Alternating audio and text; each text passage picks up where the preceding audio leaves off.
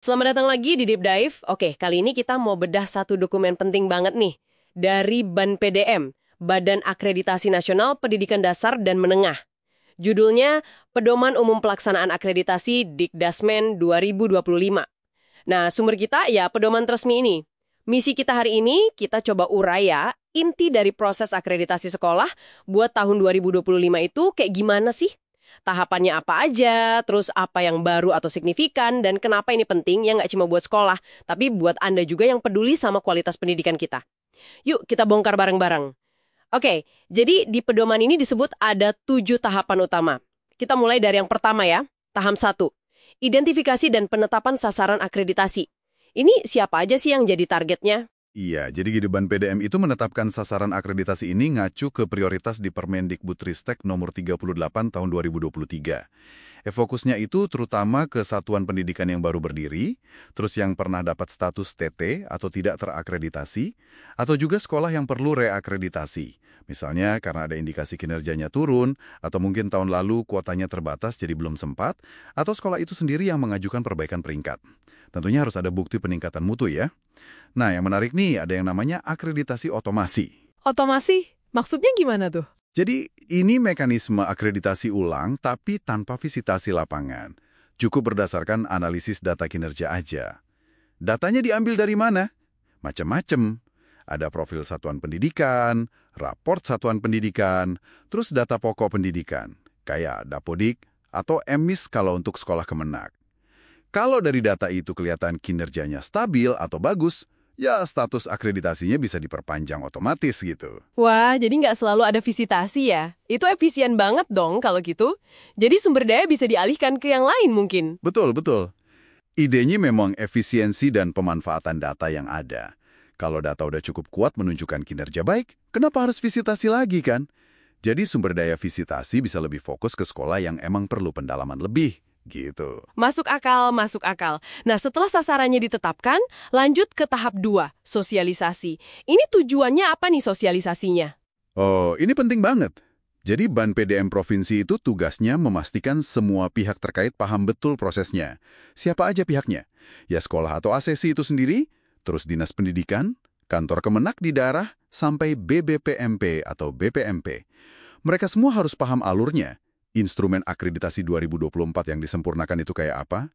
Cara pakai aplikasi Sispena, sistem penilaian akreditasi itu. Dan yang krusial juga, pentingnya sekolah mengunggah dokumen utama sama mengisi yang namanya DKA, Deskripsi Kinerja ASESI. Ini kesempatan sekolah buat unjuk gigi lah soal kinerjanya. Dokumen utama tadi, contohnya apa aja tuh? Dan kenapa itu yang dipilih? Ada 6 jenis yang dianggap esensial. 1. Kurikulum Tingkat Satuan Pendidikan atau KSP. 2. Rencana Kerja Tahunan, RKT. 3. RKAS, Rencana Kegiatan dan Anggaran Sekolah. 4. Kalender Akademik. 5. Contoh Perencanaan Pembelajaran, kayak RPP gitu. Terus yang keenam, foto atau video lingkungan belajar. Kenapa ini? Karena ini dianggap dokumen dasar yang nunjukin perencanaan dan operasional sekolah. Harusnya sih ini dokumen sehari-hari sekolah ya. Oke. Jadi ini dokumen fundamental ya, yang seharusnya udah jadi bagian dari nafas sekolah. Paham. Ini membawa kita ke tahap 3, pravisitasi. Persiapan sebelum asesornya datang, gitu ya? Benar sekali. Jadi di tahap ini, sekolah atau ASESI itu mengunggah DKA sama dokumen utama tadi ke aplikasi Sispena. Nah, nanti ada 2 asesor yang ditugaskan. Mereka akan telaah dulu nih informasi dan dokumen yang diunggah itu, biar dapat gambaran awal lah soal kinerja sekolahnya. Terus mereka juga koordinasi sama sekolah buat sepakati jadwal visitasi. Tentunya dalam rentang waktu yang udah ditentuin BAN PDM Provinsi. Sekalian ngasih tahu data apa aja atau siapa aja yang perlu disiapin pas visitasi nanti. Acuannya pakai agenda visitasi. Kelengkapan data dari sekolah di tahap ini penting banget biar visitasi nanti efektif. Sip.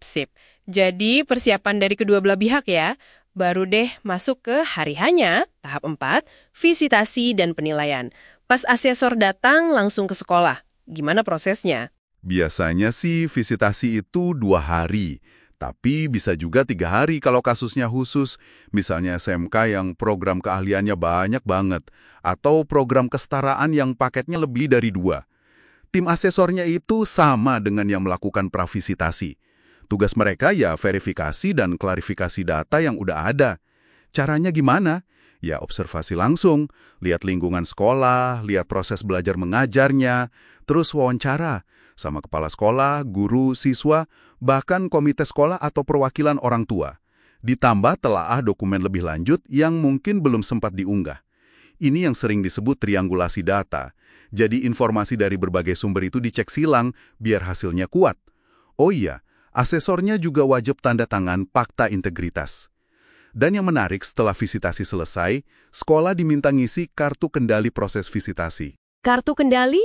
Itu apa lagi? Itu semacam formulir umpan balik dari sekolah tentang kinerja asesor selama visitasi. Ngisinya di Sispena dan sifatnya rahasia.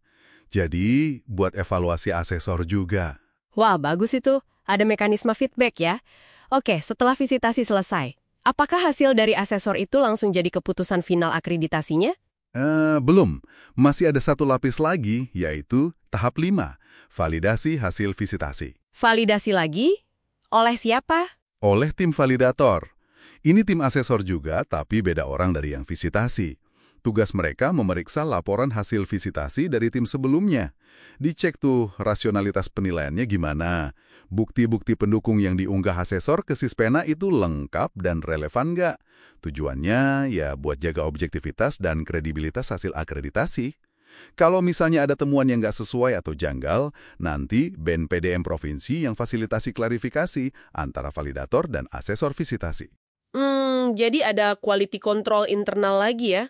Oke, setelah proses validasi ini beres, barulah kita masuk ke tahap 6, penetapan hasil akreditasi. Iya, betul.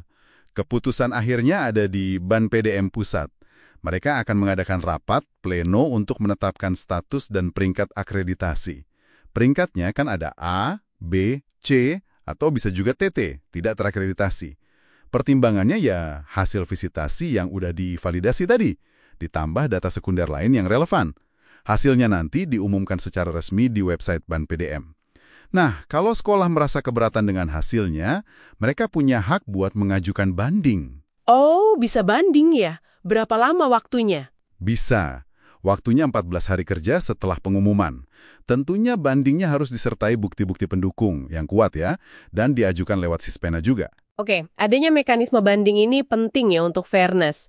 Nah, terakhir nih, tahap 7, sosialisasi hasil akreditasi dan rekomendasi tindak lanjut. Kenapa tahap ini penting? Bukannya udah selesai ya setelah hasil keluar? Justru ini penting banget sebagai penutup siklus. Hasil akreditasi itu kan bukan cuma sekedar status atau nilai A, B, C. Tapi ini adalah pemetaan mutu. Jadi, BANPDM, pusat dan provinsi itu akan menganalisis data hasil akreditasi secara keseluruhan, baik nasional maupun per provinsi. Hasil analisis dan rekomendasi tindak lanjutnya ini kemudian disampaikan ke berbagai pihak, ke pemerintah pusat, pemerintah daerah, Kemenak, dinas-dinas terkait, juga ke BBPMP, BPMP. Tujuannya apa? Supaya hasil akreditasi ini benar-benar dimanfaatkan sebagai dasar untuk perbaikan mutu pendidikan secara berkelanjutan.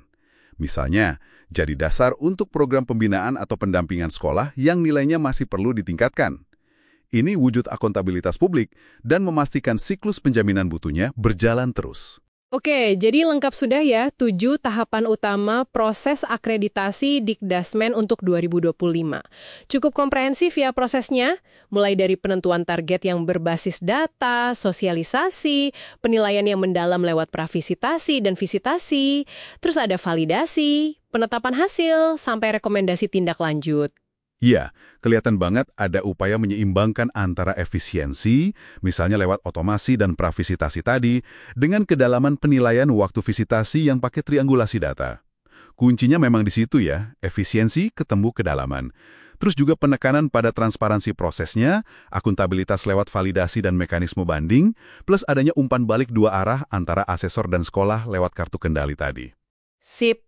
Semoga rangkuman pedoman ini bisa ngasih Anda gambaran yang lebih jelas ya, tentang gimana sih kualitas pendidikan dasar dan menengah kita itu diukur dan didorong untuk terus jadi lebih baik lagi, sesuai dengan pedoman terbaru ini. Nah, sebagai penutup mungkin ya, ada satu pertanyaan nih buat Anda renungkan. Gini, meskipun proses akreditasi ini kita lihat semakin terstruktur, semakin berbasis data, tujuannya kan bagus ya untuk menjamin standar mutu. Tapi pertanyaannya adalah, gimana caranya kita memastikan bahwa proses ini, dengan segala aturannya, itu tetap memberi ruang bagi sekolah untuk berinovasi, untuk menerapkan pendekatan yang mungkin unik, yang kontekstual sesuai kebutuhan lokalnya masing-masing, tanpa akhirnya malah terjebak jadi sekedar pemenuhan administratif aja. Itu mungkin yang perlu kita pikirkan bersama.